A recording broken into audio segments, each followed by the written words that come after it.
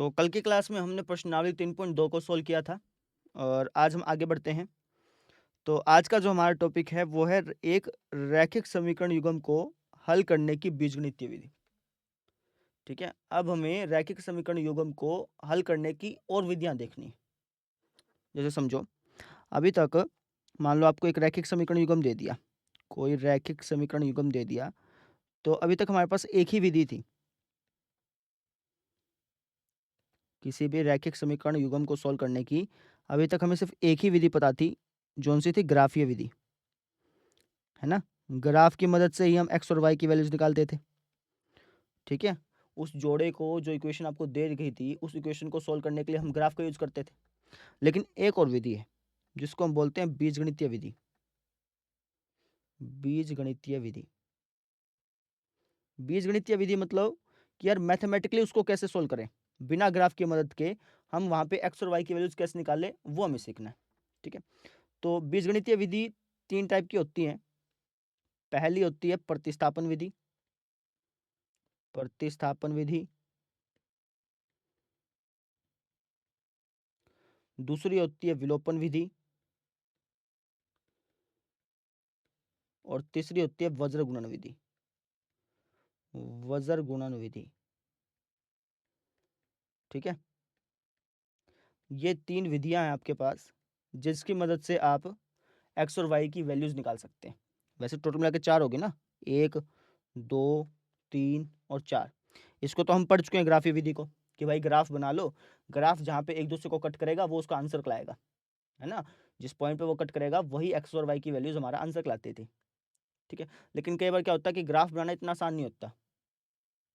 ठीक है, पॉइंटों में आ जाते थे, फिर लाइन बनाना थोड़ा सा मुश्किल का काम था। तो इसलिए हमारे पास तीन विधियां और भी हैं, है ना।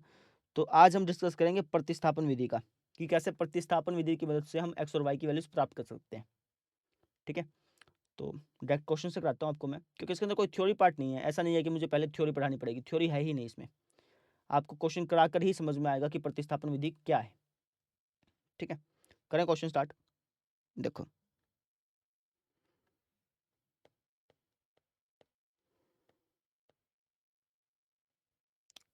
पहला क्वेश्चन देख लेते हैं आपकी बुक का। क्या लिखा है कि निम्न रैखिक समीकरण युग्म को प्रतिस्थापन विधि से हल करो। ये आपको समीकरण दे रखी है ना, युग्म दे रखे हैं, जोड़े दे रखे हैं। आपको इन जोड़ों को प्रतिस्थापन विधि से हल करना है। तो पहला एग्जांपल लेते हैं इसका।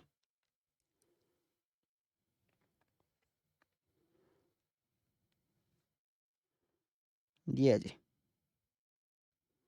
देखो, इसको सोल्व करते हैं।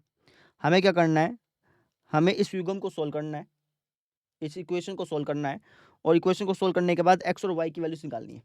कैसे निकाल लेंगे, स्टेप बाय स्टेप समझिएगा। तो इसे मैं मान लेता हूँ पहली इक्वेशन, और इसको मैं मान लेता हूँ दूसरी इक्वेशन। ठीक है, सबसे पहले हम क्या करेंगे, इनमें से कोई भी एक इक्वेशन उठा लेंगे, चाहे आप समीकरण एक उठा लो, चाहे समीकरण दो उठा लो। मैं समीकरण एक उठा लेता हूँ। मैं लिख दूंगा समीकरण एक से, समीकरण एक से। समीकरण एक क्या हमारी, ये है जी हमारी एक्स प्लस वाई बराबर 14, ये है ना। अब आपको क्या करना है, अब आपको एक्स या वाई इनमें से किसी भी एक को अकेला छोड़ना है। जो आपके चर है ना, उसमें से किसी भी एक को अकेला छोड़ना है। अकेला छोड़ने का मतलब, जैसे मान लो मैंने एक्स को यहाँ पे रख दिया और वाई को उस तरफ भेज दिया, तो ये हो गया एक्स बराबर 14 माइनस वाई। समझ रहे हो, मैंने किसी भी एक को अकेला छोड़ दिया, तो यहाँ पे मैंने एक्स को अकेला छोड़ दिया। चाहे तो आप वाई को अकेला छोड़ सकते थे, आपकी मर्जी थी। बात समझ में आ गई? ठीक है जी। अब ये जो एक्स की वैल्यू आई है, एक्स बराबर 14 माइनस वाई, यानी एक्स की वैल्यू आ गई ना। ये जो एक्स की वैल्यू आई है, इससे आप समीकरण दो में रख दो। ध्यान से समझो, आपने समीकरण एक उठा लिया। अब उठाने के बाद इसमें से किसी भी एक को अकेला छोड़ दो। जैसे हमने एक्स को अकेला छोड़ दिया, एक्स को अकेला छोड़ने के बाद ये जो एक्स की वैल्यू आई है ना, इसको हम समीकरण दो में रख देंगे। समझ रहे हो, अगर मैं समीकरण दो को उठाता, मान लो यहाँ पे समीकरण एक की बजाय समीकरण दो को पहले उठाता, तो वहां से जो वैल्यू आती है उसको मैं समीकरण एक में रखता। वापस समझो, समीकरण एक से वैल्यू समीकरण दो में उठा के रख दो, समीकरण दो की वैल्यू समीकरण एक में उठा के रख दो। समझ रहे हो, अगर आपने समीकरण एक लिया है ना पहले, तो उसकी जो वैल्यू आएगी आप दो में रखोगे। अगर समीकरण दो लेते तो उसकी जो वैल्यू आती है वो आप एक में रखते। उल्टा होता है, एक में लोगे तो दो में रखोगे, और दो में लोगे तो एक में रखोगे। ठीक है, क्यों रखेंगे इसका मैं लास्ट में बताऊंगा। ठीक है, तो ये जो वैल्यू है हम लिख देंगे x का मान, जो x की जो वैल्यू है ना, उसको मैं किस में रख दूंगा, समीकरण 2 में रख दूंगा। 2 में रखने पर, ठीक है, समीकरण 2 क्या अपनी, ये जी x माइनस वाई बराबर 4। x की वैल्यू क्या है, ये जी 14 माइनस वाई, और ये माइनस वाई का माइनस वाई बराबर 4। समझ में आई? मैंने x की जगह उसकी वैल्यू रख दी, x बराबर 14 माइनस वाई था ना, यानी x की जगह मैं 14 माइनस वाई रख सकता था, तो इसलिए मैंने x की जगह 14 माइनस वाई रख दिया। समझ रहे हो? अब मैं इसको सोल्व कर लूंगा।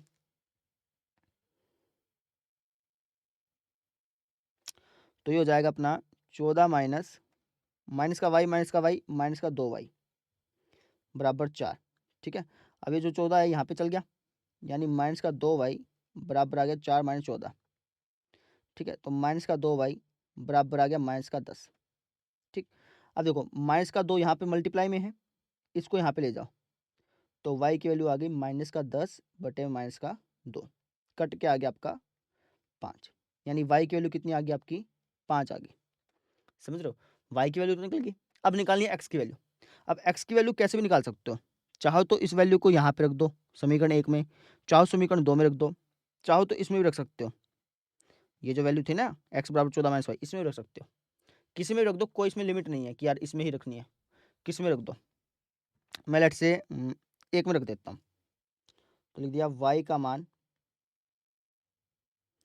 समीकरण 1 में रखने पर,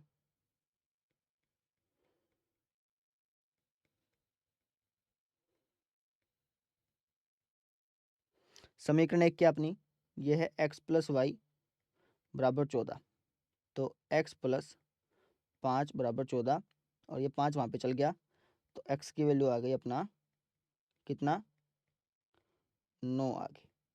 तो ये हमारा आंसर हो गया। वापस समझ लो स्टेप, हमने क्या किया, इसको तो समीकरण 1 मान लिया, इसको समीकरण 2 मान लिया, है ना। फिर आप इनमें से कोई भी समीकरण उठा लो, चाहे समीकरण 1 उठा लो, चाहे समीकरण 2 उठा लो। हमने समीकरण 1 उठा ली, है ना, और इसमें x या y, इसमें से किसी भी एक को अकेला छोड़ दो। मैंने x को अकेला छोड़ दिया, जो यहाँ पे x की वैल्यू आई ना, इसको फिर मैंने समीकरण 2 में रख दिया, क्योंकि समीकरण 1 उठाई थी पहले, फिर मैंने समीकरण 2 में रख दिया। समीकरण 2 में रखने के बाद उसको सोल्व करने लग गया, वहां से y की वैल्यू आई, है ना। उसको आप किसी में भी रख सकते हो, आपकी मर्जी होती है ना। उसको रखने के बाद आपकी x की वैल्यू आ गई। तो इस तरीके से आपकी x और y दोनों की वैल्यूज आ गई। बात समझ में आ गई? ठीक है। अच्छा एक बात और, अब आपको मैंने डाउट आएगा, सर अगर मैं यहाँ पे x की जो वैल्यू है, इसको मैं समीकरण 2 में ना रखने के बजाय समीकरण 1 में रख देता तो क्या होता, समीकरण 1 में रख देते तो ये बराबर 14 ही आ जाता। समीकरण 1 में आप रख के देख लो, अगर आप समीकरण 1 में रखते ना तो 14 बराबर 14 आ जाता, ऐसे आ जाता। समझ रहे हो? इसलिए हमने समीकरण 2 में रख दिया था, क्योंकि समीकरण 1 में रखते तो इसका मतलब ये होता ना कि ये समीकरण 1 को संतुष्ट कर देगा, यानी उसी के बराबर आ जाएगा। ठीक है ना, समीकरण 1 से तो आपने उठाया है, उसको तो आप समीकरण 2 में रखोगे। बस समझ में आ गई? तो इस तरीके से हमने क्वेश्चन कर लिया। अब आपको अगर आंसर चेक करना है, आपने ये देखना है कि यार मेरा आंसर ठीक आया कि गलत आया, तो आप वो भी कर सकते हो। कैसे? जो आपकी एक्स और वाई की वैल्यूज आई है ना, इसको चाहो तो समीकरण 1 में रख के देख लो, या फिर समीकरण 2 में रख के देख लो, आपकी मर्जी है। मैं समीकरण 1 में रख के देख लेता हूँ। तो एक्स की वैल्यू कितनी आई अपनी 9, वाई की वैल्यू 5, तो 9 + 5 कितना होता है 14, यानी हमारा आंसर बिल्कुल सही है। इसमें भी रख के देख लो, 9 में से 5 गया कितना होता है 4, यानी हमारा आंसर बिल्कुल सही है। ठीक है, तो इस तरीके से आपने करना है, ये आपकी प्रतिस्थापन विधि है। अब इसका सेकंड पार्ट देखो, देखो जी,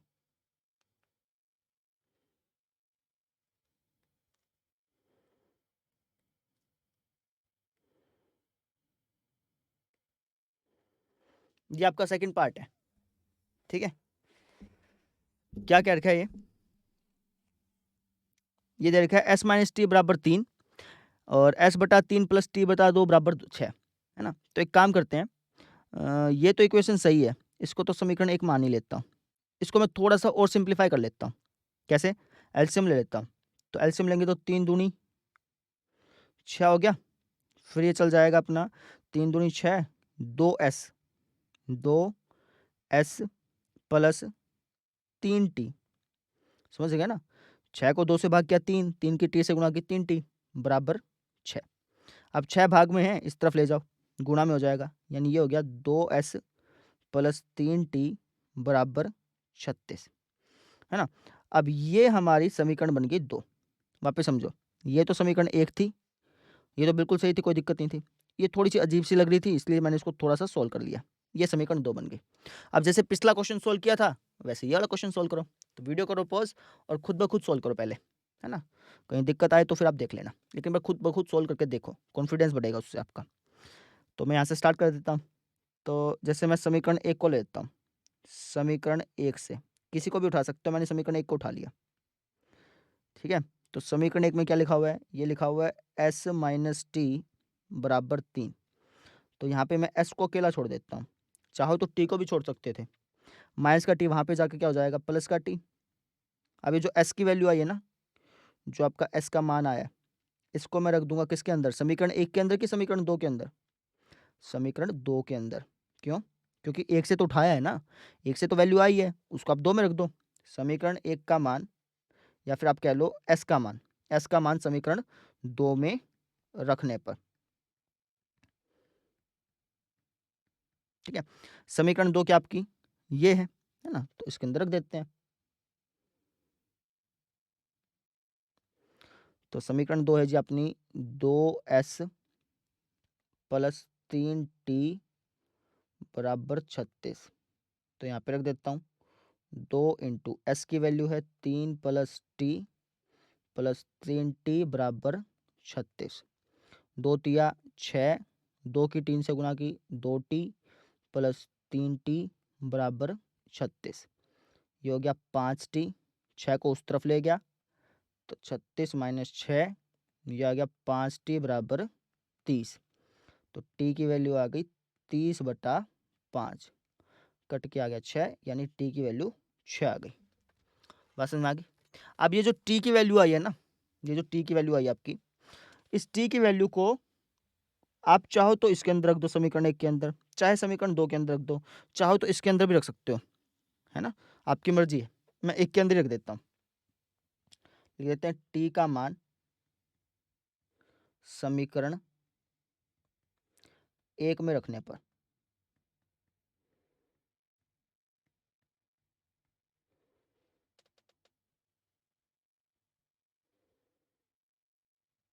समीकरण 1 आपकी s माइनस टी बराबर 3, s माइनस 6 बराबर 3, ये वहाँ पे चल गया तो s की वैल्यू आ गई अपनी 9। समझ गए। तो इस तरीके से हमने आंसर निकाल लिया। अब आंसर चेक करना है तो आप इन दोनों इक्वेशन के अंदर रख के देख लो। तो ये हो गया आपका 9 माइनस 6 3, 9 दूनी 18, 18 और टी की वैल्यू है 6, 6 ती 18, 18 18 36। हमारा आंसर बिल्कुल सही है। बस समझ में आ गई। अब देखो जी आप थर्ड क्वेश्चन,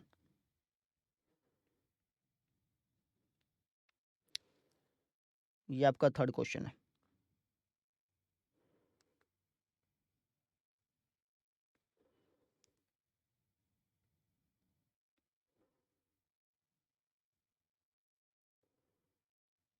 ठीक है, तो इसको हल करते हैं। तो इसको मान लेता हूँ समीकरण 1, इसको मान लेता हूँ समीकरण 2।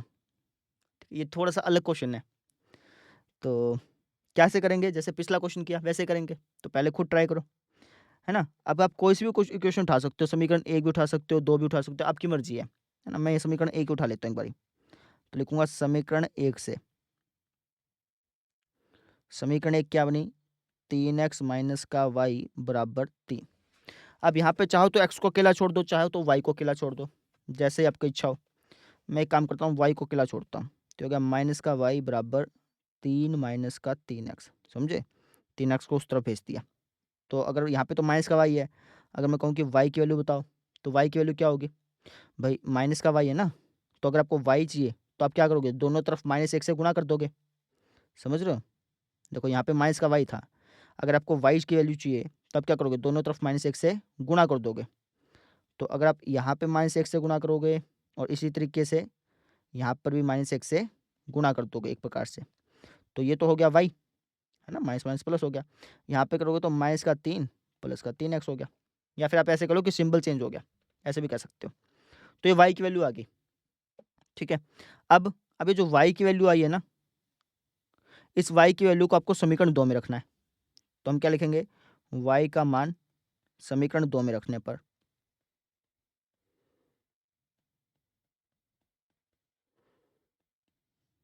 समझ रहे हो? समीकरण 2 क्या आपकी ये है, तो इसके अंदर रख देते हैं।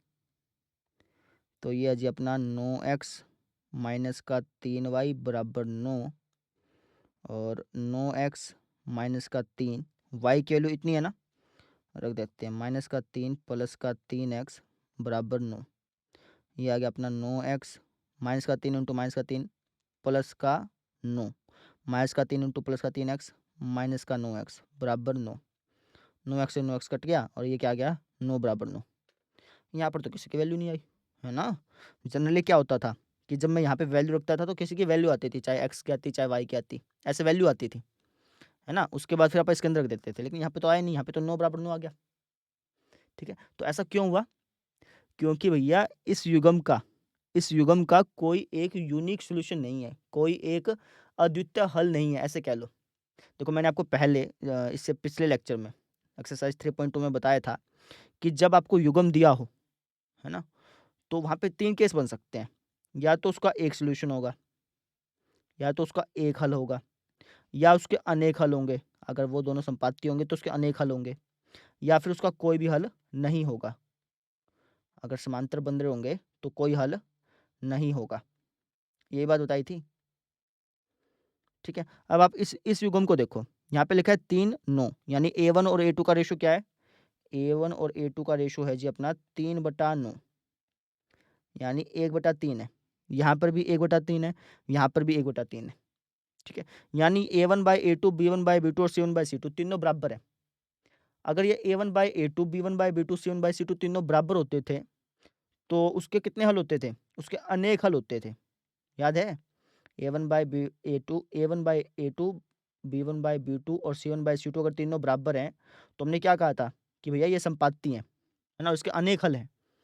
ठीक है, यानी इसका कोई भी एक सॉल्यूशन नहीं है, कोई भी एक आंसर नहीं है, कोई भी एक्स और वाई की एक वैल्यू नहीं है। जैसे पिछले क्वेश्चन में देखो, पिछले क्वेश्चन में एस की 9 आई और टी की 6 वैल्यू आई, है ना, तो इन्हें सिर्फ ये एक ही वैल्यू आई, एस की सिर्फ 9 और टी की 6, तो 9,6 सिर्फ एक ही पॉइंट हुआ, एक ही इसका आंसर हुआ, तो इसलिए आंसर निकल गया। अगर आंसर बहुत सारा है ना, तो आप इस मेथड से प्रतिस्थापन, वैसे तो किसी मेथड से भी नहीं कर सकते, है ना, तो आप तीनों मेथड से बता नहीं सकते कि क्या क्या आंसर होंगे। समझ रहे हो? तो आपको लिखना कैसे है, आप कहिएगा। आपको कुछ ज़्यादा रामायण नहीं लिखनी बड़ी बड़ी, सिंपल लिख देना, है ना। ऐसा नहीं कि ज़्यादा कुछ बड़ा बना बना के लिखना पड़ेगा, नहीं, सिंपल लिख दो, बस कंसेप्ट समझ में आना चाहिए था। ठीक है ना, तो सिंपल आप लिख दो भैया कि इस युग्म का का कोई अद्वितीय हल नहीं है, अद्वितीय हल नहीं है। अद्वितीय हल का मतलब भाई कोई एक आंसर नहीं है इसका, इसके बहुत सारे आंसर्स हैं ना, इसलिए ये बात हमने लिख दी। बात समझ में आ गई? ठीक है, आगे देखो। अब देखो जी क्वेश्चन नंबर 4 था आपका।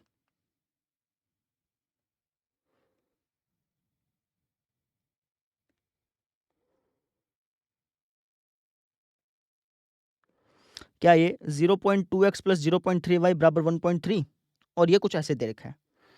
ठीक है, अब चाहो तो इसको ऐसे ही सोल्व कर सकते हो भाई, इसको इक्वेशन फर्स्ट मान लो, इसको इक्वेशन सेकंड मान लो, और जैसे पहले करते आए वैसे ही कर लो। लेकिन एक काम करते हैं ना, पॉइंट हटा देते हैं यहाँ से। कैसे? तो पॉइंट कैसे हटाने वो देख लो एक बारी। तो अगर मैं इसकी बात करूँ, इस इक्वेशन की बात करूँ, तो इसको मैं कुछ ऐसा लिख सकता था, 2/10x प्लस में 3/10y बराबर 13/10, ऐसे करके लिख सकता था ना। पॉइंट हटाऊंगा तो बटे में 10 आएगा, यहाँ भी बटे में 10, यहाँ भी बटे में 10। अच्छा, अब देखो इसका अगर मैं एलसीएम लूँ तो ये कुछ ऐसा हो गया, 2x प्लस 3y बटे में 10, क्योंकि एलसीएम लिया तो 10 आ गया, 2x प्लस 3y हो गया, बराबर क्या है 13/10 है। बात समझ में आ रही है? अब 10 भाग में इस तरफ लेके जाऊंगा तो गुणा हो जाएगी, तो ये हो जाएगा 2x प्लस 3y बराबर 13/10 गुणा 10, यानी ये कट जाएगा और ये आ जाएगा 2x प्लस 3y बराबर 13। ठीक है, यानी अगर मैं इस इक्वेशन को देखूं तो इस इक्वेशन को मैं ऐसा लिख सकता हूँ, है ना, चाहो तो डायरेक्टली लिख दो, इतना बड़ा बड़ा करने की जरूरत नहीं है आपको, ये तो समझाने के लिए बताया था। बस समझ में आ गया क्या? तो हम इसको डायरेक्टली लिख देते हैं। इसको मैं क्या कह सकता हूँ, इसको कह सकता हूँ कि सर ये है 2x प्लस 3y बराबर 13 के। इसको भी लिखते हैं। इसको क्या लिखेंगे, 4x प्लस 5y बराबर 23 के। ऐसे कट जाएगा यहाँ पे 10 से 10। बस समझ में आ गई? अच्छा जी, अब इसको मान लेता हूँ इक्वेशन नंबर फर्स्ट, इसको मान लिया इक्वेशन नंबर सेकंड। अब इक्वेशन फर्स्ट ले लिया मैंने, लिखेंगे समीकरण 1 से, जैसे पहले किए थे ना क्वेश्चन वैसे करने अब। ठीक है, तो वीडियो पॉज करो और अपने आप करो इसको। समीकरण 1 से, समीकरण 1 क्या है, 2x प्लस 3y है, 3y बराबर 13, यही है। अब यहाँ पे या तो x को अकेला छोड़ लो या फिर y को अकेला छोड़ लो। तो एक काम करता हूँ, x को अकेला छोड़ता हूँ क्योंकि दो फिर कट जाएगा ना बाद में। तो 2x बराबर हो गया 13 माइनस का 3y, 2 गुना में इसके भाग में ले गया, x की वैल्यू आ गई 13 माइनस का 3y बटे में 2। अब ये जो x की वैल्यू आई है, इस x का मान किस में रखोगे, समीकरण 2 में रखोगे ना, क्योंकि समीकरण 1 से निकाले तो समीकरण 2 में रखना पड़ेगा। तो क्या लिखोगे, x का मान समीकरण 2 में रखने पर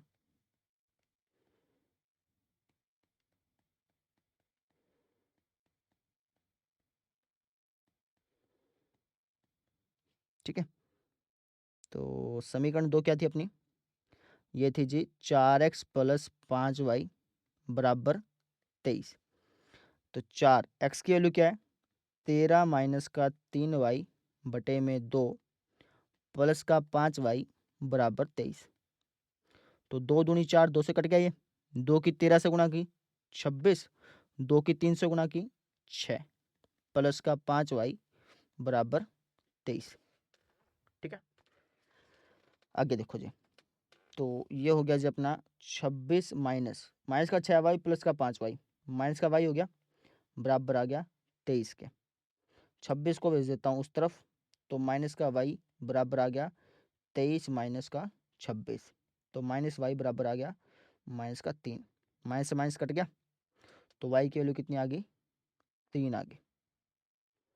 अब y का मान किसी में रख लो, है ना, इसमें रखना चाहो इसमें रख दो, इसमें रख दो, चाहे इसमें रख दो, इसमें रख दो, या फिर इसमें रख दो, जिसमें आपकी इच्छा हो। तो एक काम करता हूँ, समीकरण 1 में रख देता हूँ y का मान समीकरण 1 में रखने पर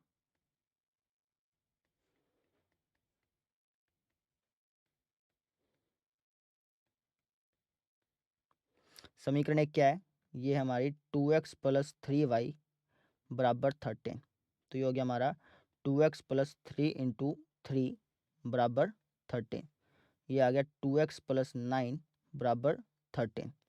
ये आ गया 2x बराबर 9 वहाँ चल गया, यानी 13 माइनस 9, तो 2x बराबर आ गया अपना 4। समझ रहे हो? तो 2 भाग गुणा में, यहाँ पे जाके भाग में, तो x की वैल्यू आ गई 4/2, कट के आ गया 2। तो x की वैल्यू निकल गई अपनी और y की वैल्यू निकल गई, ये निकालना था। समझ गए? ठीक है, तो ऐसे करना था, नोट कर लो। अब देखो आप 5वां क्वेश्चन,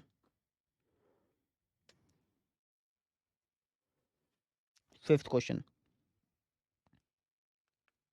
ये भी आसानी क्वेश्चन है, बस वो रूट दे रखा है, इसलिए ऐसा मत सोचना कि भारी भरकम क्वेश्चन होगा, आसान है बहुत। देखो ये दे रखा है, इसको समीकरण 1 मान लेता हूँ, इसको समीकरण 2 मान लेता हूँ। तो सबसे पहले समीकरण 1 उठा लेते हैं, या फिर 2 उठा लो, आपकी मर्जी है ना। तो एक काम करता हूँ, अब की बार मैं समीकरण 2 उठाता हूँ। समीकरण 2 से किसी को भी कर सकते थे, मैंने समीकरण 2 ले लिया, जानबूझ के लिया। नहीं, जानबूझ के तो क्या लिया, समीकरण 2 तो अगर मैं यहाँ पे x को अकेला छोड़ूंगा तो कटेगा तो नहीं ना। समीकरण 1 ही ले रहा हूँ मैं, जान कैसे ले लो यार, तुम्हारी मर्जी है। ठीक है, समीकरण 2 ले लिया, तो ये अपना √3x minus √8y equal to 0। यहाँ पे x या y किसी भी एक को अकेला छोड़ दो, x को अकेला छोड़ देता हूँ, तो ये कुछ इस तरीके से हो जाएगा, ये माइनस का वहाँ जाके प्लस का, तो 0 में अगर तुम जोड़ोगे तो ये आएगा। यहाँ पे x की वैल्यू क्या आ गई, √8y अपॉन में √3, ये एक्स की वैल्यू आ गई ना। अब कई स्टूडेंट्स क्या करते हैं, रूट से रूट काट देते हैं, ऐसे कटता नहीं है ना। और इकट्ठा लगा सकते हो ऐसे, वाई को साइड में रख के इसको इकट्ठा लगा सकते हो, लेकिन ऐसे कटेगा नहीं। अच्छा, अब ये जो एक्स की वैल्यू आई है, अब इसको किस में रखोगे, समीकरण 1 में। क्यों? क्योंकि समीकरण 2 से उठाई है तुमने, तो समीकरण 2 से तुमने कोई वैल्यू निकाली है तो वो समीकरण 1 में रखोगे ना। प्रतिस्थापन का मतलब क्या हुआ कि एक जगह से उठा करके दूसरी जगह रख दिया, है ना। तुम क्या लिखोगे, एक्स का मान समीकरण किस में रखने पर, 1 में रखने पर।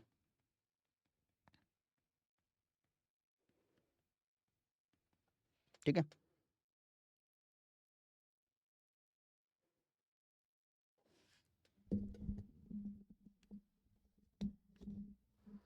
देखो समीकरण 1 क्या है,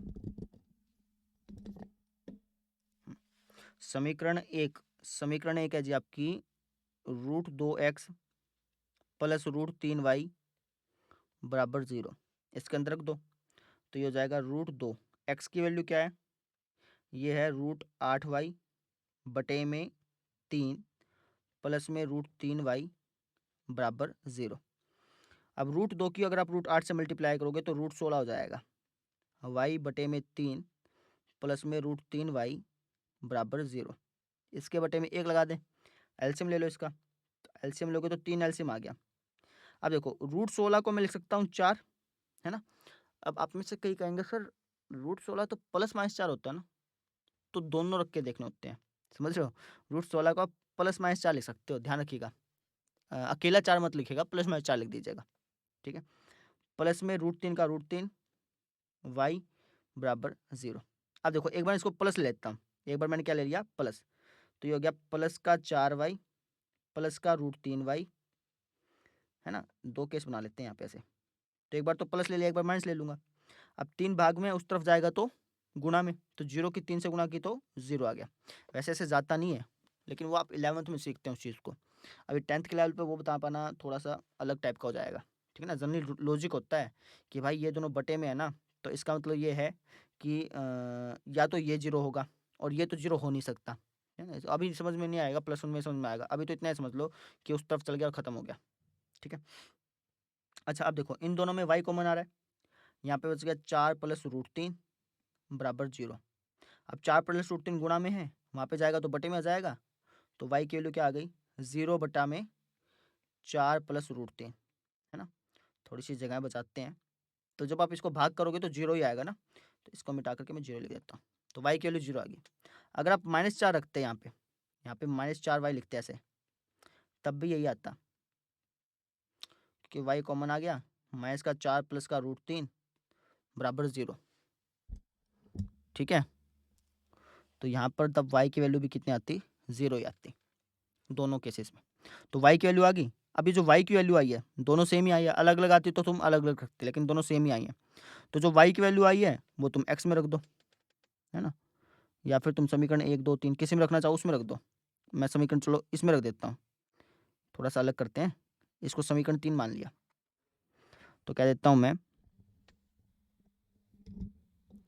इसने खून पी लिया भाई, तो मैं क्या लिखूंगा कि y का मान समीकरण 3 में रखने पर, किसी में रख सकते थे, मैंने 3 में रख दिया।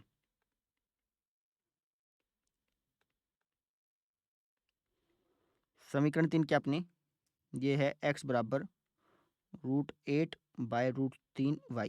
अब y की वैल्यू जब रखूंगा, y की वैल्यू 0 है, तो ये हो जाएगा अपना इंटू 0, यानी कि x की वैल्यू भी 0 आ जाएगी, समझ रहे हो। तो इस तरीके से हमने y की वैल्यू भी निकाल ली और x की वैल्यू भी निकाल ली, ठीक है। अब देखो आप छठा क्वेश्चन,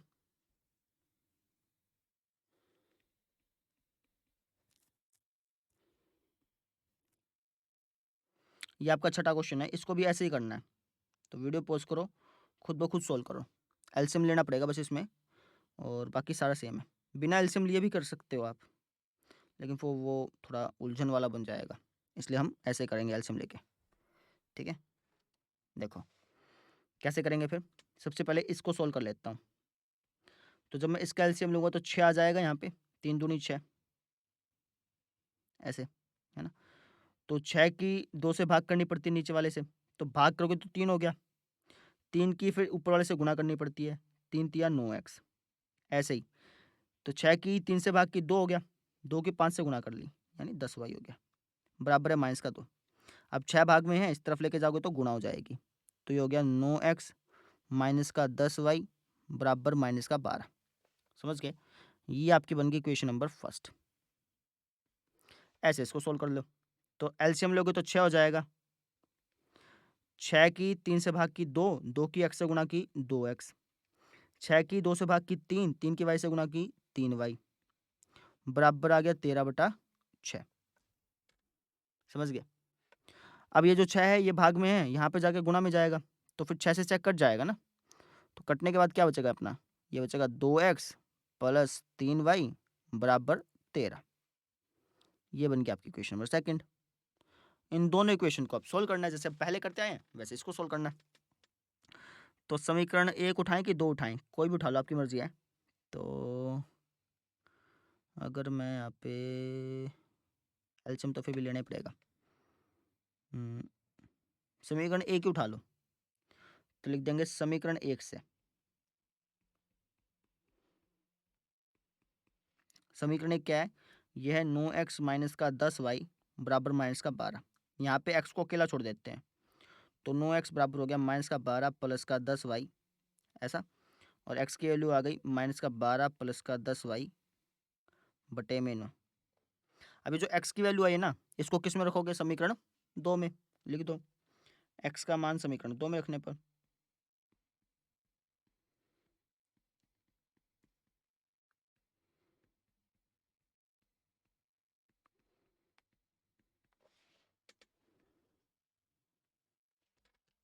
दो मिनट रुको,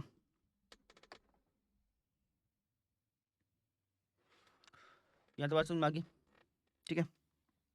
अच्छा, तो समीकरण 2 में रखते हैं इसको। समीकरण 2 है अपनी 2x प्लस 3y बराबर 13। तो इसके अंदर हम क्या रखेंगे, x की वैल्यू रखेंगे, तो x की वैल्यू ये है, तो रख देते हैं 2 इंटू माइनस का 12 प्लस का 10y बटे में 9 प्लस का 3y बराबर 13। मल्टीप्लाई कर लो, क्योंकि कट तो रहा नहीं, 2 की 12 से मल्टीप्लाई करो 24, 2 की 10 से मल्टीप्लाई करो 20, बटे में क्या है 9 प्लस का 3y बराबर 13, बटे में 1 आ गया।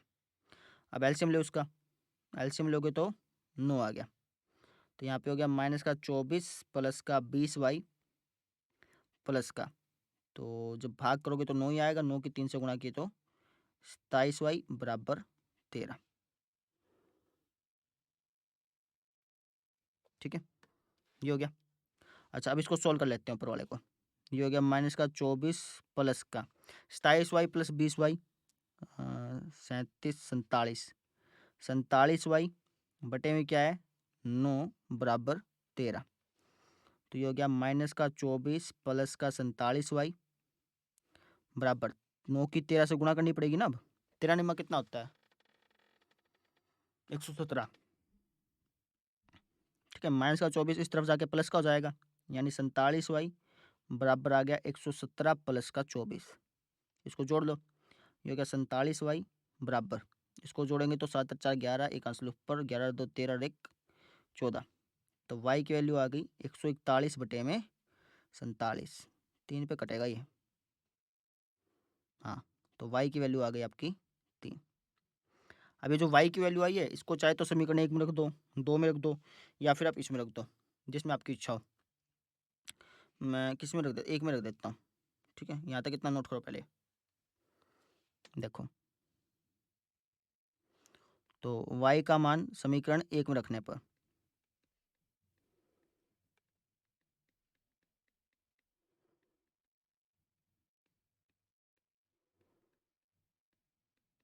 समीकरण 1 आपकी 9x माइनस का 10y बराबर माइनस का 12, तो यह जो अपनी 9x माइनस का 10, y की वैल्यू है 3 बराबर माइनस का 12, योगी 9x माइनस का 30 बराबर माइनस का 12, माइनस 30 वहाँ पे चल जाएगा, प्लस का हो जाएगा, 9x बराबर आ गया माइनस का 12 प्लस का 30, यानी 9x बराबर आ गया 18 के, और x की वैल्यू इस हिसाब से 2 आ गई। ठीक है, तो x और y की वैल्यू ऐसे निकालनी थी। कर लेंगे, आसान था। थोड़ा जूम आउट करके दिखा देता हूँ। ऐसे क्वेश्चन था ये। ठीक है, कर लीजिएगा। अब आइए अब अगले क्वेश्चन पे।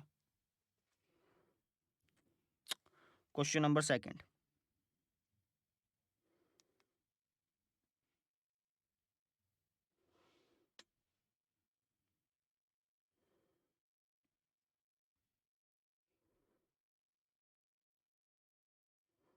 ये आपका सेकंड क्वेश्चन है।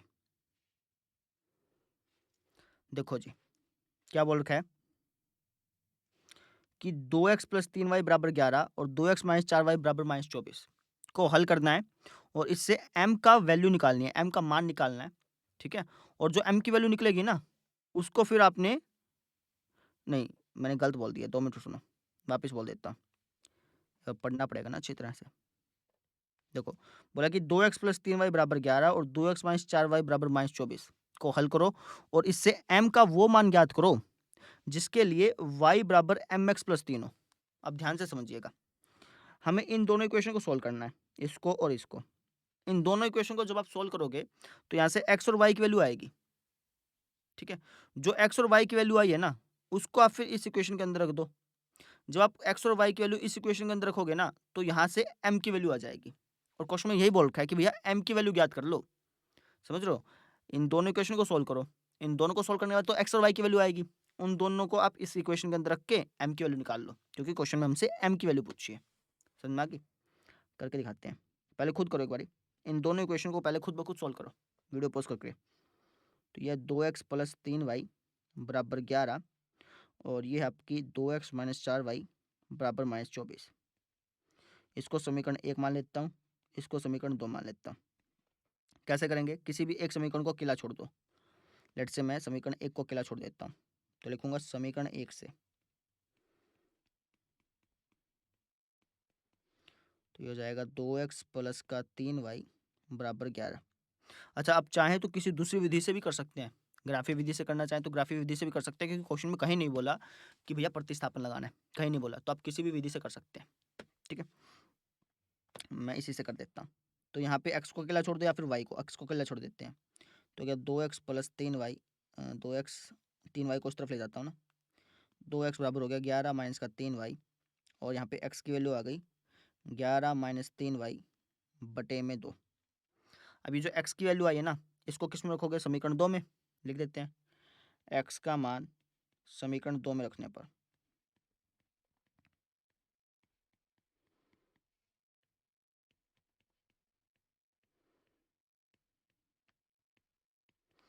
समीकरण 2 क्या आपकी, समीकरण 2 है जी हमारी ये, इसके अंदर रख देता हूँ। तो 2x माइनस का 4y बराबर माइनस का 24। तो ये हो गया 2x माइनस का, नहीं x के लिए रखने ना,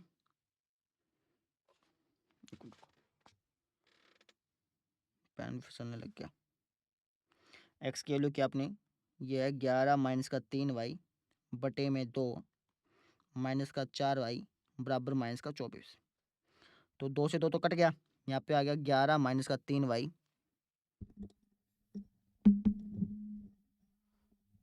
11 माइनस का 3y और माइनस का 4y बराबर माइनस का 24।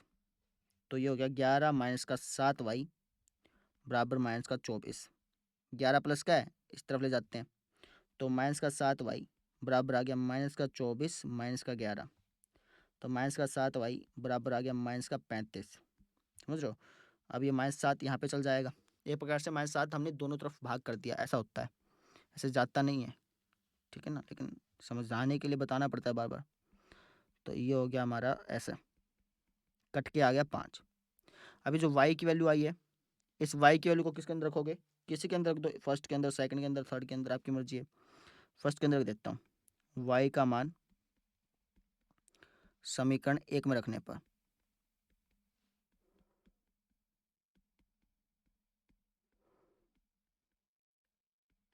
जब आप समीकरण 1 में रखोगे ना, समीकरण 1 कहाँ है, ये रे, इसके अंदर रखोगे तो ये हो जाएगा 2x प्लस 3y बराबर 11, 2x प्लस 3 की 5 से घड़ी तो 15 बराबर 11, 15 वहाँ चल गया, माइनस का 4 बचेगा और एक्स की वैल्यू आ जाएगी माइनस का 2।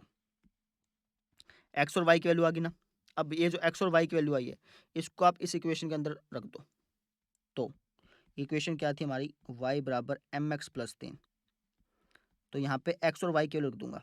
y की वैल्यू क्या है 5 बराबर m का तो पता नहीं, m तो निकालना है। x की वैल्यू क्या है -2 प्लस 3। इसको फिर सॉल्व करना पड़ेगा। समझ रहे हो, थोड़ा सा लेंथी क्वेश्चन है लेकिन आसान है। कैसे, 3 प्लस क्या है ना, इस तरफ ले जाऊंगा तो हो जाएगा 5 माइनस का 3 बराबर m इंटू माइनस का 2। तो ये हो गया 5 में से 3 गया 2 बराबर माइनस का 2m।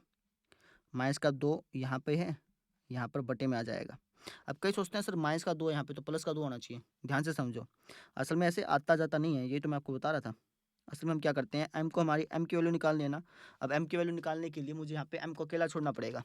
कैसे छोड़ पाऊंगा, अगर मैं दोनों तरफ -2 से भाग कर दूँ तो इस तरफ भी -2 से भाग कर दिया और इस तरफ भी हमने -2 से भाग कर दिया, तो ये तो कट के -1 आ गया, जबकि ये कट के क्या आ गया, m आ गया। तो इसलिए हम कह देते हैं कि यार ये बटे में चल गया, ऐसा होता है, ऐसा बोल देते हैं कहने को, लेकिन जनरली ऐसा करते हैं। ठीक है, तो ये चीज़ थी, कर लेंगे। तो m की वैल्यू आ गई, ये हमें चाहिए थी। ठीक है, अब देखिए आप अगला question, third question. Third question अब आपके वर्ड प्रॉब्लम आ गई। बोल के कि निम्न समस्याओं में रैखिक समीकरण युग्म बनाओ। मतलब आपको पहले जोड़ा बनाना है, जोड़ा मतलब 2 इक्वेशन बनानी है पहले। 2 इक्वेशन बनाने के बाद उनके हल प्रतिस्थापन विधि द्वारा ज्ञात कीजिए। ठीक है, अच्छा अब देखो, अगर क्वेश्चन में बोल देना कि भाई प्रतिस्थापन विधि से ज्ञात करो, तब प्रतिस्थापन से ही करना है। अगर क्वेश्चन में बोले कि भाई इसको बस सोल्व कर दो, क्वेश्चन में सिर्फ यहाँ से लेकर के यहाँ तक आए, तो आप कैसे भी कर सकते हो। चाहे तो एक्स वाई मान के करो, चाहे सिर्फ एक्स मान के कर लो, एक्स मान के भी होता है ना, वैसे भी कर सकते हो। लेकिन क्वेश्चन में बोला कि प्रतिस्थापन से करो, विलोपन से करो, या फिर 2 इक्वेशन बना के करो, जैसे इसमें कहा कि रैखिक समीकरण बनाओ 2। ठीक है, तो आपको रैखिक समीकरण ही बनानी है, बस में आगे। क्वेश्चन में नहीं बोला तो कैसे कर सकते हो। ठीक है, तो फिलहाल तो क्या रखा कि रैखिक समीकरण बनाओ, तो बना देते हैं रैखिक समीकरण। कैसे करेंगे, देखो ये आपका पहला क्वेश्चन है। क्या बोल रखा है कि भैया 2 संख्याओं का अंतर 26 है। 2 नंबर हमारे पास, उनको अगर मैं घटा दूं तो 26 आता है, और एक संख्या दूसरी संख्या की 3 गुनी, और जो पहली संख्या है ना वो दूसरी संख्या की ट्रिपल भी है। समझ रहे हो, 2 नंबर ऐसे हैं मेरे पास जिनको घटाने पर तो 26 आता है, और जो पहला नंबर है ना वो दूसरे नंबर का 3 गुना है, ऐसे बोल दिया। अच्छा, उन्हें ज्ञात कीजिए। आपने क्या करना है, उन नंबर्स को ज्ञात करना है, उन नंबर को ढूंढना है, पता करना है कि वो नंबर कौन से हैं। तो एक काम करते हैं, जो मैं कहा गया है ना उसको हम मान लेते हैं। जैसे मुझे बोला कि वो ज्ञात करो, क्या हमें वो नंबर ज्ञात करना है, 2 नंबर है ना, तो मैं इनको मान लूंगा। मैं कह दूंगा माना पहली संख्या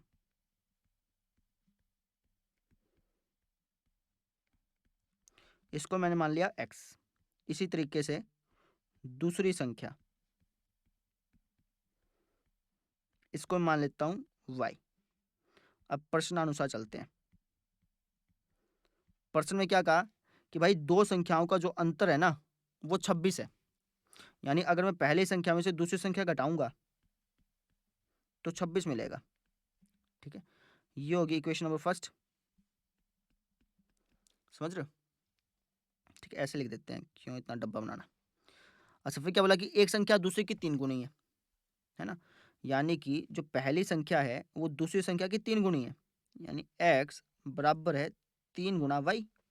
बात तो ये हुई ना कि ये पहली संख्या दूसरी संख्या की 3 गुनी है, तो x बराबर हो गया 3 वाई के। ठीक है, तो ये हो गया हमारी समीकरण नंबर 2।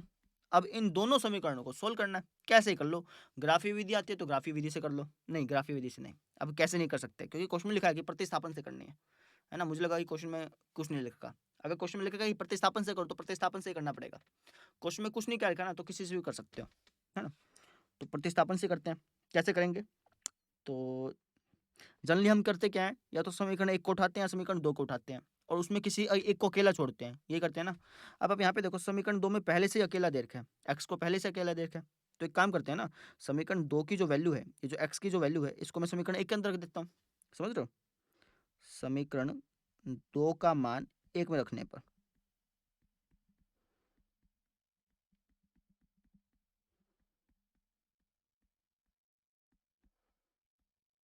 तो समीकरण 1 क्या अपनी ये है x माइनस वाई बराबर 26।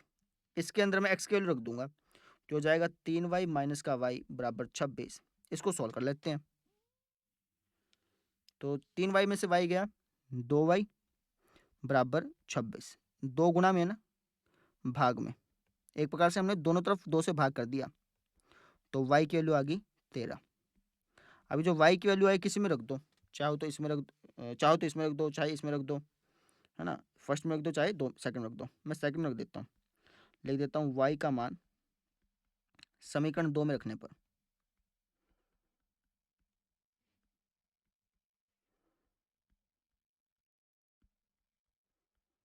समीकरण 2 क्या अपनी ये है x बराबर 3y। तो y की वैल्यू रखते हैं, ये हो गया x बराबर 3 इंटू 13। तो x की वैल्यू होगी 13 तिया 39। तो हमारे पास x और y की वैल्यू आ गई। अभी जो x और y की वैल्यू आई है हमारा आंसर आ गया, ठीक है ना। x क्या माना था पहली संख्या, y क्या माना था दूसरी संख्या। तो लिख देते हैं। तो पहली संख्या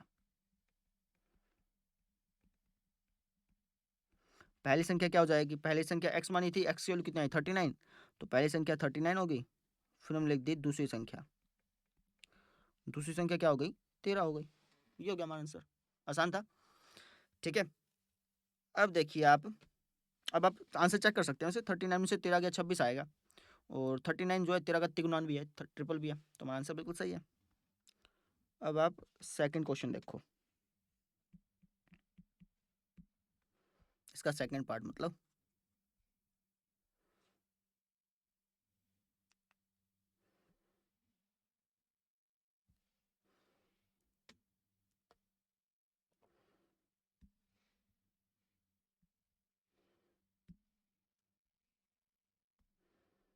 ये है जी। क्या क्या रखा है, क्या रखा है कि दो संपूरक कोणों में बड़ा कोण छोटे कोण से 18 डिग्री अधिक है। दो संपूरक कोण है। संपूरक कोण किसको बोलते हैं, जिनका जोड़ 180 हो, जिनका जोड़ क्या हो 180 हो। 2 मिनट रुको भाई। ओके, तो संपूरक कोण किसको बोलते हैं, ऐसे दो कोण जिनका जोड़ 180 हो, ठीक है। तो दो संपूरक कोण है जिसमें बड़ा कोण जो है ना वो छोटे कोण से 18 ज्यादा है। हमें है ना उन दोनों कोणों को पता करना है। अब क्या पता करना है हमें, दोनों कोण पता करने हैं ना। जो हमें पता करना है हमें उसको मान लूंगा, ठीक है। देखो, तो मैं लिख दूंगा माना बड़ा कोण, बड़े कोण को मैंने लिख दिया x मान लिया मैंने, और छोटा कोण मान लिया मैंने y।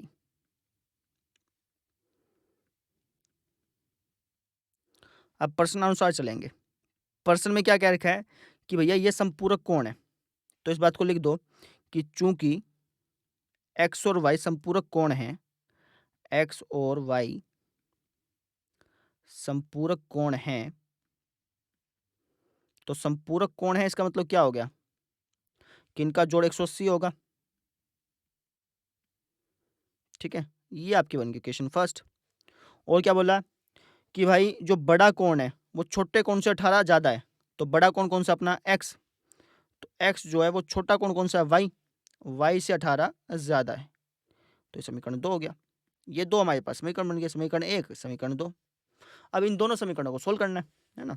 कुछ नहीं, बस समीकरण 2 की जो वैल्यू है उसको 1 के अंदर रख दो, जो x का मान है उसको 1 के अंदर रख दो। लिख दो यहाँ पे x का मान। अब वीडियो पॉज करो, खुद ब खुद करो उसको।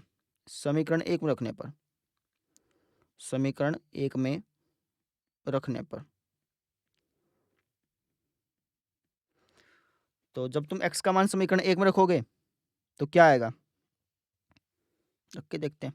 तो ये हो गया x प्लस वाई बराबर 180।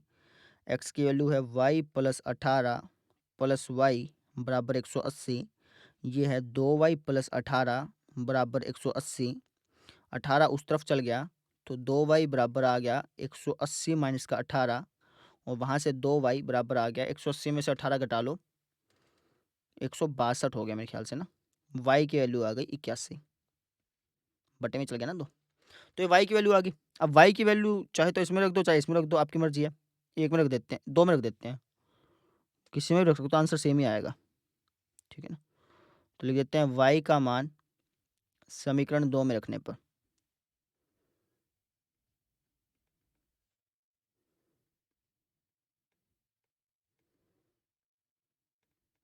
समीकरण 2 क्या अपनी? ये है x बराबर y प्लस 18। तो x बराबर 81 प्लस 18 यानी x बराबर आ गया 99। आंसर चेक करना चाहो तो आंसर चेक भी कर सकते हो भाई। जब तुम 99 और 81 को जोड़ोगे तो 180 बनेगा, और 99 जो है वो 81 में 18 ज़्यादा जोड़ने पे ही आता है। लास्ट लाइन लिख देना। तो बड़ा कोण तो कौन सा हो गया अपना? बड़ा कोण हो गया 99, और छोटा कोण कौन सा हो गया अपना? छोटा कोण हो गया 81। ये हमारा आंसर हो गया। कर लेंगे। थर्ड पार्ट देखो आप। देखो जी, थर्ड पार्ट ऐसे ही है। पहले इसको खुद ब खुद सोल्व करो, हो जाएगा। ठीक है ना। ये एक्सरसाइज 3.1 में भी आया था अपना ऐसा ऐसा ही क्वेश्चन। देखो क्या बोल रखा है। बोल रखा है कि एक क्रिकेट टीम के कोच ने 7 बल्ले और 6 गेंद खरीदी 3800 रुपये में। बाद में उसने 3 बल्ले और 5 गेंद खरीदी 1750 रुपये में। प्रत्येक बल्ले और प्रत्येक गेंद का मूल्य ज्ञात करो। प्रत्येक का मतलब होता है एक, है ना। तो जो हमसे पूछा है वो हम मान लेंगे। हम कह देंगे माना एक बल्ले का मूल्य।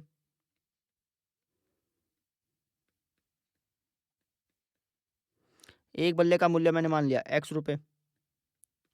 फिर इसी तरीके से एक गेंद का मूल्य, एक गेंद का मैंने मूल्य मान लिया y रुपये, है ना। अब प्रश्नानुसार चलेंगे, जैसे जैसे प्रश्न में कहा जाए। प्रश्न में कहा गया कि 7 बल्ले और 6 गेंद खरीद के आया 3800 रुपये में। तो एक बल्ला अगर x रुपये का है तो 7 बल्ले x 7x रुपये के हो गए।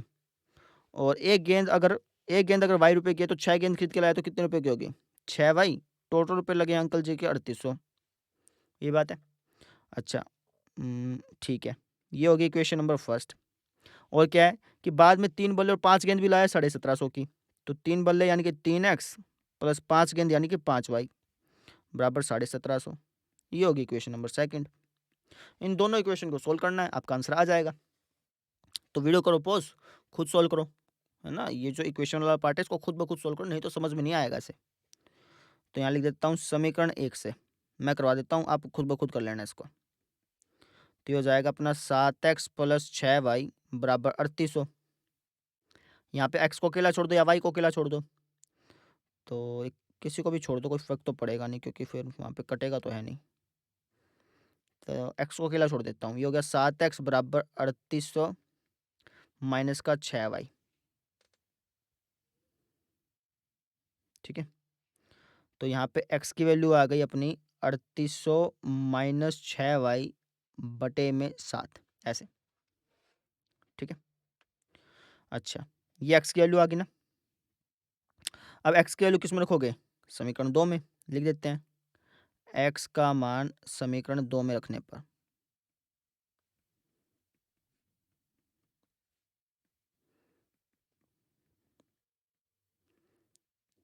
समीकरण 2 क्या अपनी? ये है 3x प्लस 5y बराबर 1750।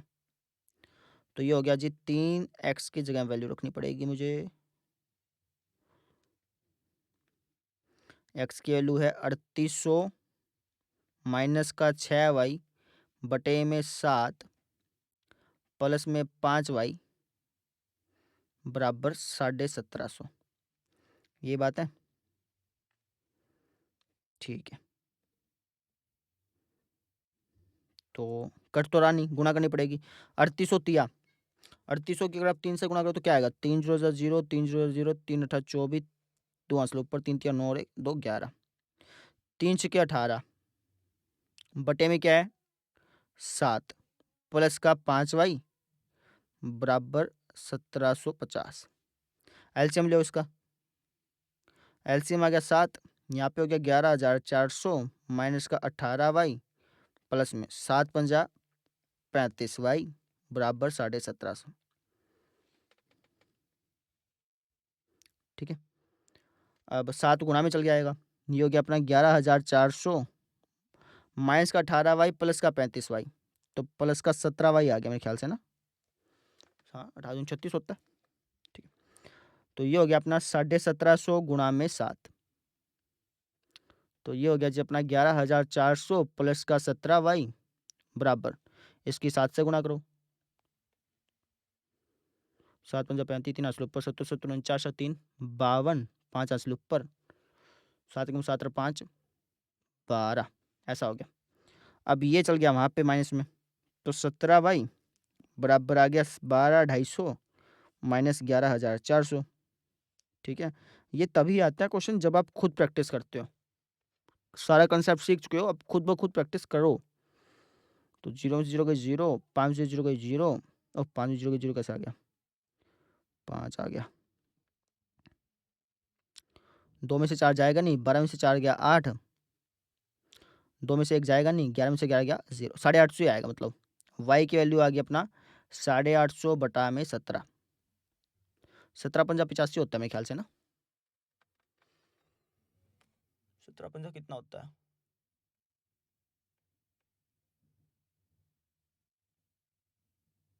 ठीक है ठीक है ठीक है।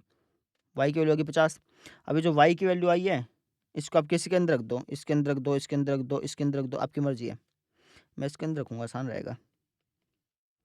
y का मान समीकरण 3 में रखने पर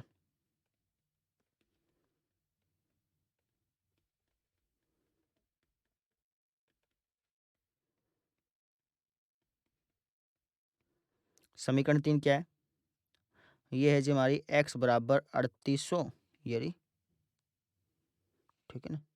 3800 माइनस का 6y बटे में क्या है 7, ये है ना। तो y की वैल्यू रख देते हैं इसके अंदर। थोड़ा सा नीचे जा रहा हूँ, पहले नोट कर लो, ठीक है। देखो अब, तो x बराबर आ गया 3800 माइनस 6 इंटू वाई, वाई की वैल्यू 50 है, 50 छिका 300 हो गया बटे में 7, ये हो गया 3500 बटे में 7, यानी कि 500 आ गया। x की वैल्यू 500 आ गई, y की वैल्यू 50 आ गई। इसका मतलब क्या हो गया कि एक बल्ले का मूल्य तो हो गया अपना 500, गेंद का मूल्य हो गया 50, समझ में आई। तो एक बल्ले का मूल्य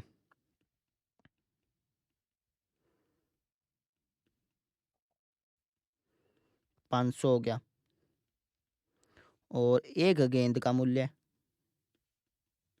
50 हो गया। सिंपल, आ गया अपना आंसर। ऐसे करना था, जूम आउट कर देता हूँ थोड़ा सा, देख लो, ठीक है। अब आगे देखो आप, 3 पार्ट हो रह गए, उसके बाद छुट्टी। चौथा पार्ट,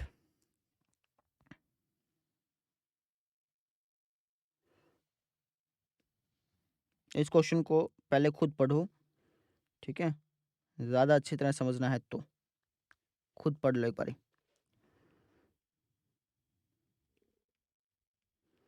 देखो बोला क्या है कि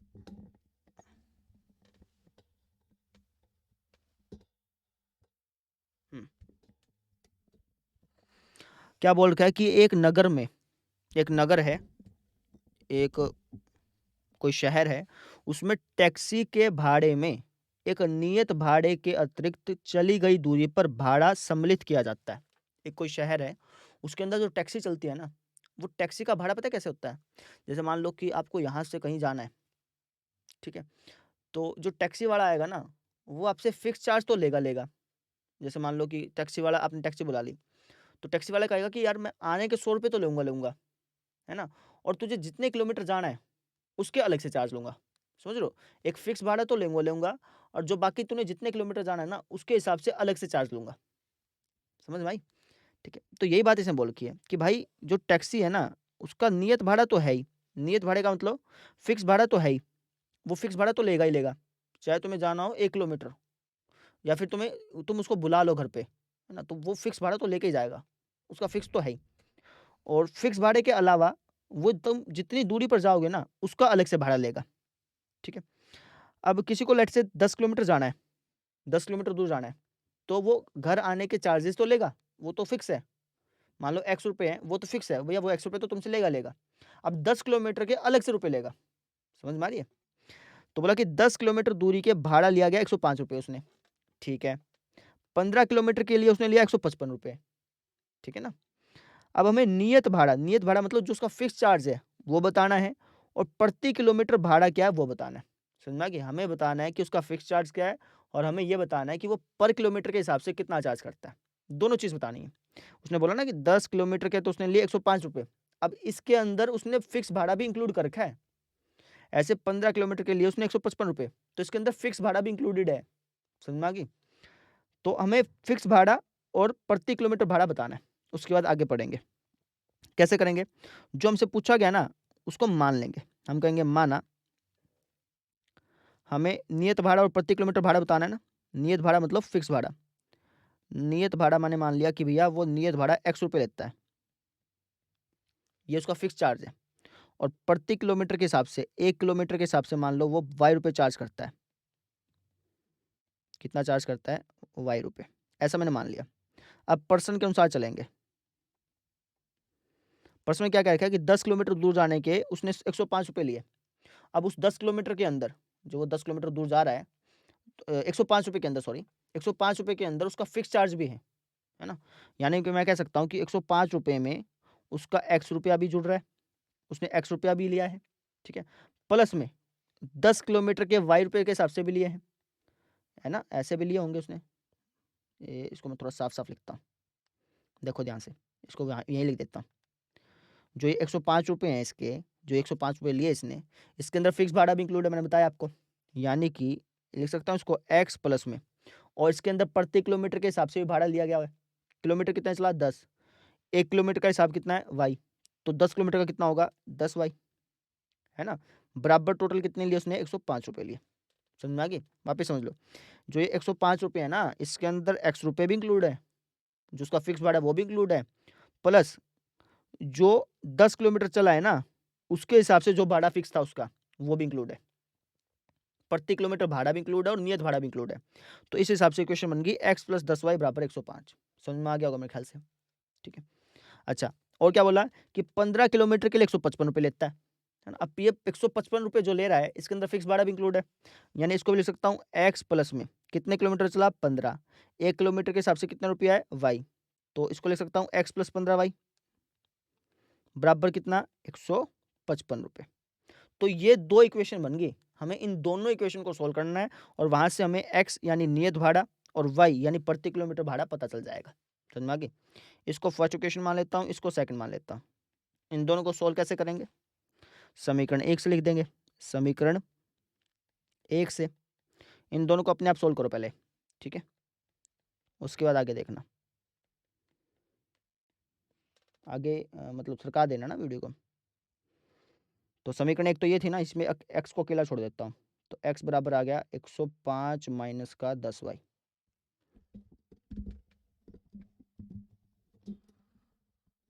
ठीक है, चलो जी। तो ये x की वैल्यू आ गई। अब ये जो x की वैल्यू है किसके अंदर रखोगे? समीकरण 2 के अंदर। लिख देते हैं x का मान समीकरण 2 में रखने पर,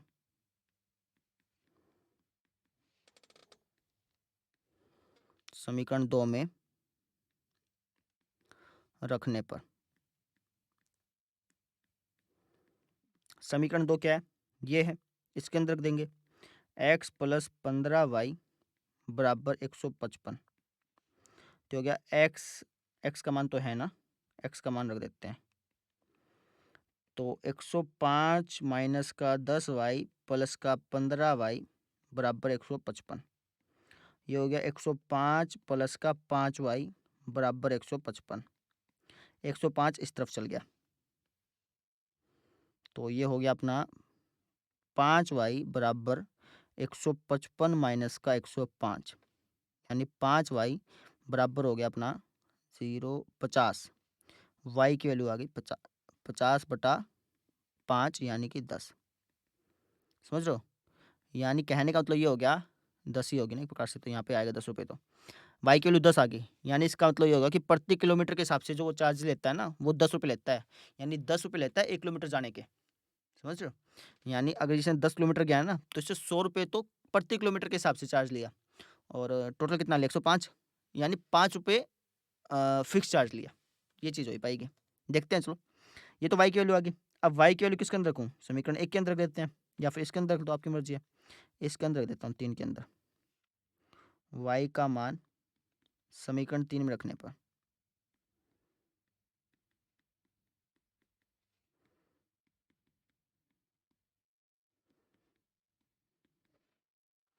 समीकरण 3 क्या आपने, ये है 105 माइनस का 10y, ये ऐसा है ना।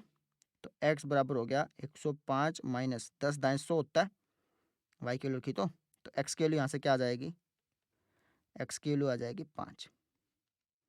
x और y की वैल्यू आ गई, कहाँ गया, ये रही। अब है ना आंसर चेक करने के लिए इसके अंदर रख लेते हैं। तो 5 प्लस 100 105 और 5 प्लस 150 155, ठीक है। यानी वो टैक्सी वाला 5 रुपये तो उसका फिक्स चार्ज है, घर आने के 5 रुपये लेगा वो, सीधी सी बात ये है। और प्रति किलोमीटर के हिसाब से चलोगे, मतलब 5 रुपये तो लेगा लेगा, और प्रति किलोमीटर के हिसाब से अलग चार्ज लेगा 10 रुपये के हिसाब से। तो एक्स और वाई की वैल्यू ये आ गई, ठीक है ना। लिख देना, तो नियत भाड़ा इतना हो गया, प्रति किलोमीटर भाड़ा इतना हो गया, एक लाइन और लगा करके लिख दोगे ना अपने आप, ये चीज़ थी। अब आ जाओ जी लास्ट क्वेश्चन पे, क्वेश्चन नंबर 6। ये वीडियो कितनी लंबी बनी है, 1 घंटा 6 मिनट, ठीक है। अभी तक जो भी ये स्टूडेंट ये लेक्चर देख रहा है, प्लीज़ कमेंट में अपना नाम ज़रूर बताएं, ताकि पता चल जाए कि कौन कौन पढ़ने वाला है भाई, ठीक है। देखो क्या बोल रखा है कि 5 वर्ष बाद जैकब की आयु उसके पुत्र की आयु से 3 गुनी है, 3 गुनी हो जाएगी, ठीक है। 5 वर्ष पहले जैकब की आयु उसके पुत्र की आयु की 7 गुनी थी, उनकी वर्तमान आयु ज्ञात करो। बहुत ही सिंपल सा क्वेश्चन है, पहली बार ऐसा आया था। कैसे करेंगे, देखो हम मान लेंगे, हम कह देंगे माना, हमें उनकी वर्तमान आयु ज्ञात करनी है ना, तो वर्तमान आयु ही मान लूंगा। मैं कह दूंगा कि जैकब की वर्तमान आयु, जैकब की वर्तमान आयु, इसको लेट से मैंने मान लिया कि भैया x वर्ष। मैंने कह दिया कि जैकब जो है ना अभी x वर्ष का है, और जैकब के पुत्र की, जैकब के पुत्र की वर्तमान आयु, मैंने मान लिया कि जैकब का जो पुत्र है ना, जो बेटा है जैकब का, वो 22 साल का है, ऐसा मैंने मान लिया। अब क्वेश्चन के अनुसार चलेंगे, प्रश्नानुसार। प्रश्न में क्या कहा कि 5 वर्ष के बाद, यानी कि अब से 5 साल बाद, 5 साल जोड़ना पड़ेगा ना, तो यहाँ लिख देते हैं 5 वर्ष बाद, 5 साल के बाद। अगर मैं पूछूं कि 5 साल के बाद जैकब कितने साल का हो जाएगा, आप कहोगे x प्लस 5। पुत्र कितने साल का हो जाएगा, y प्लस 5, है ना। तो 5 वर्ष के बाद जो जैकब की आयु है, जैकब कौन है भैया, ये वाला, जो जैकब की आयु है उसके पुत्र की आयु से 3 गुनी हो जाएगी। अब यहाँ पे स्टूडेंट को कंफ्यूजन आती है कि सर 3 की इससे गुणा करें या 3 की इससे गुणा करें। तो मैंने पहले बताया था 3.1 में कि भाई जिसकी उम्र कम होती है ना, उससे गुणा करते हैं 3 की, मतलब किसी की भी, जैसे 3 गुनी है तो 3 की गुणा करेंगे, 7 गुनी तो 7 से गुणा करेंगे, ठीक है। तो जिसकी उम्र कम है, बाप की उम्र कम है कि बेटे की उम्र कम है, ये बताओ पहले तो मुझे, इसकी उम्र कम है या इसकी उम्र कम है। आपको सर इसकी उम्र कम है, तो आप इससे गुणा करोगे, सिंपल सी बात ये है। क्यों, क्योंकि यहाँ पे बराबर का निशान लगाना होता है ना। बराबर का निशान कब लगता है, जब ये दोनों क्वांटिटी बराबर हो। अब ये छोटी थी, अब इस छोटी को बड़ी करने के लिए हमने गुणा कर दी, तो अब ये बराबर हो गई, है ना। अगर तुम 3 की इससे गुणा करते तो ये पहले से बड़ा था, ये तो और बड़ा हो गया, तो बराबर तो रख ही नहीं पाते, ऐसे समझा करो। तो क्या x प्लस 5 बराबर 3y प्लस 15, 3y को इस तरफ ले आओ, ये हो गया x माइनस 3y बराबर 5 को उस तरफ ले जाओ, 15 माइनस 5, ये हो गया x माइनस 3y बराबर 10। समझ में आ गई, ये होगी इक्वेशन नंबर फर्स्ट। अब इक्वेशन सेकंड सोल्व करो। क्या से, ये आप 5 वर्ष पहले जैकब की जो आयु थी ना, जैकब की जो आयु थी उसके बेटे की आयु से 7 गुनी थी। तो लिख देते हैं 5 वर्ष पहले, 5 वर्ष पहले, वर्ष लिख दिया, वर्ष है, ठीक है। तो 5 साल पहले तो जैकब x माइनस 5 का होगा, उसका बेटा y माइनस 5 का होगा। अब क्वेश्चन में क्या कहा कि जो जैकब की आयु है उसके पुत्र की आयु की 7 गुनी थी, है ना। अब 7 की किससे गुणा करूं, इससे गुणा करूं कि इससे गुणा करूं। मैंने अभी आपको बताया कि भाई जिसकी उम्र कम होगी उससे गुणा करनी है, तो उम्र तो बेटे की कम है, ऑब्वियस सी बात है। बाप बड़ा होता है, बेटा छोटा होता है, ऐसा थोड़ी होता है कि बाप बेटा बड़ा बाप छोटा है, ऐसा तो नहीं होता ना। तो बेटा तो हमेशा छोटा होता है। तो जिसकी उम्र छोटी है उससे गुणा करेंगे, यानी कि 7 की इससे गुणा हो जाएगी। समझ में आ गई? सॉल्व कर लो। x माइनस 5 बराबर 7y माइनस का 35। तो ये आ गया x माइनस का 5, नहीं x माइनस 5 कैसे, ये 7y को इस तरफ ले आता हूँ ना, x माइनस 7y बराबर माइनस का 35 प्लस का 5। तो ये आ गया x माइनस का 7y बराबर माइनस का 30। ये बन गई अपनी दूसरी इक्वेशन। इन दोनों इक्वेशन को सोल्व कर लो, खुद ब खुद सोल्व करो, ज़्यादा अच्छी तरह से समझ में आएगा। ठीक है, मैं यहाँ से करा देता हूँ फिर भी, लेकिन खुद सोल्व करना है वीडियो पॉज करके। इसने इतना नोट कर लिया, देखो फिर आगे। तो मैं समीकरण 1 को उठा लेता हूँ। समीकरण 1 से तो क्या देख रहा हूँ कि x बराबर हो जाएगा 10 प्लस 3y, है ना, माइनस 3y वहाँ जाके। अभी जो x की वैल्यू है, x का जो मान है, इसको रख दूंगा समीकरण 2 में।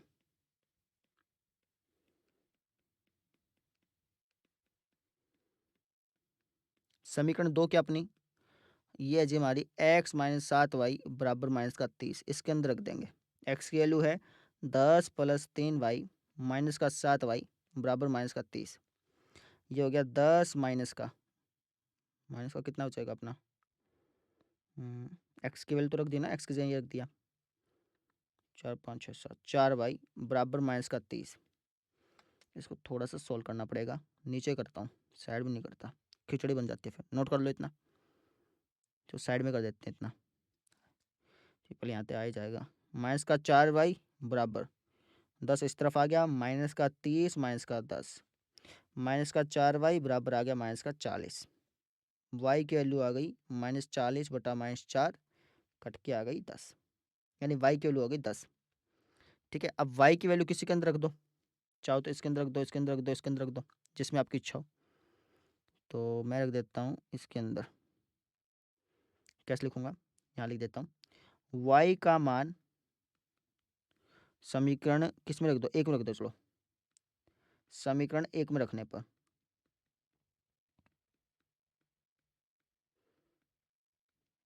समीकरण 1 क्या आपकी, ये है जी x माइनस 3y बराबर 10। y की वैल्यू रख दी हमने 10, तो x माइनस 3 इंटू 10 बराबर 10, x माइनस 30 बराबर 10, x की वैल्यू आ गई माइनस का 30 वहाँ जाके प्लस का 30, यानी x की वैल्यू आ गई 40। तो x की वैल्यू 40 हो गई, y की वैल्यू 10 हो गई। इसका मतलब क्या है कि भैया जैकब तो 40 साल का, उसका बेटा 10 साल का है ना, चाहे आप चेक करके देख लो, यहाँ पे लिखना पड़ेगा लास्ट में। अतः जैकब की आयु, जैक गलत बोल रहा हूँ उसको, जैकब की आयु 40 साल हो गई, 40 वर्ष हो गई। और उसके बेटे की आयु कितनी होगी, जैकब के पुत्र की आयु कितनी होगी, 10 वर्ष होगी। चेक करके देखें आंसर ठीक है कि नहीं। क्वेश्चन में क्या बोला था, चाहे तो क्वेश्चन रख लो, नहीं तो क्वेश्चन के हिसाब से कर सकते हो। क्वेश्चन में क्या बोला था कि 5 साल के बाद जो जैकब की आयु है, उसके पुत्र की आयु की आयु से 3 गुनी हो जाएगी। देखते हैं, तो 5 साल के बाद ये 45 का हो जाएगा, ये 15 का हो जाएगा, 15 3 45, बिल्कुल सही बात है। फिर क्या बोला था कि 5 साल पहले जैकब की जो आयु थी, उसके पुत्र की आयु की 7 गुनी थी। 5 साल घटा देते हैं, 5 साल पहले ये 35 का पाएगा, 5 साल पहले ये 5 साल की बात है ना, हाँ 5 साल पहले ये 35 का पाएगा, 5 साल पहले 5 का पाएगा, 5 7 35, बिल्कुल सही बात थी। यानी इस तरीके से हमने इसको सॉल्व करना था, कर लेंगे। इतना क्वेश्चन था ये, ऐसे। तो इस तरीके से हमारी एक्सरसाइज हो गई कंप्लीट। तो बस आज के लिए इतना ही, कल मिलेंगे। कल हम करेंगे विलोपन विधि, है ना, कोई भी थ्योरी पार्ट नहीं है, ऐसा नहीं कि मुझे विलोपन विधि में थ्योरी समझानी पड़ेगी, नहीं, एक्सरसाइज करेंगे डायरेक्टली। जो एग्जाम्पल हैं वो आप खुद ब खुद ट्राई किया कीजिए, और मैं तो कहता हूँ एक्सरसाइज भी खुद ट्राई किया कीजिए, पूरी वीडियो देखने की जरूरत नहीं होती है, कंसेप्ट देखो, इस काम चल जाता है आपका। ठीक है, तो बस कल करते हैं फिर, कल एक्सरसाइज कंप्लीट हो जाएगी 3.4। सो कैसा लगा लेक्चर ये बताइएगा, समझ में आया नहीं आया, कोई कमी हो तो वो भी बताइएगा। तो बस ये बात थी, कल मिलते हैं, थैंक यू सो मच।